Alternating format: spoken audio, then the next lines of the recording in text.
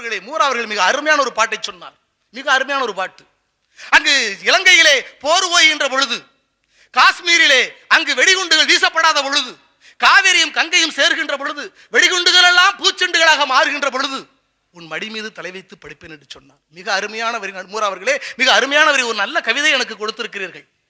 இந்த மாதிரியான இலங்கையில் போர் ஓய வேண்டும் என்பது ஒரு சமூக சிந்தனை, காஷ்மீரத்தில் போர் ஓய வேண்டும் என்பது ஒரு சமூக சிந்தனை, காவிரியும் கங்கையும் இணைய வேண்டும் என்பது ஒரு சமூக சிந்தனை, வெடிகுண்டு கலாச்சாரம் மாறி மலர் செண்டுகள் கலாச்சாரம் பரவ வேண்டும் என்பது ஒரு சமூக சிந்தனை. இந்த மாதிரியான சமூக நலன்கள் எல்லாம் ஒன்று சேர்ந்த பிறகுதான், இந்த சமுதாயம் சமுதாயமாக மாறிய பிறகுதான் நான் உன் மடி மீது தலை வைத்து காதல் செய்வேனே தவிர அதுவரை எனக்கு காதல் வேண்டாம், காதல் வேண்டாம், காதல் வேண்டாம்.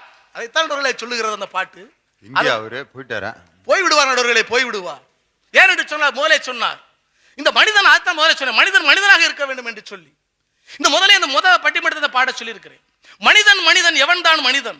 வாழும்போது செத்து செத்து பிழைப்பவன் மனிதனா? வாழும்போது பேரை நாட்டி நிலைப்பவன் மனிதனா?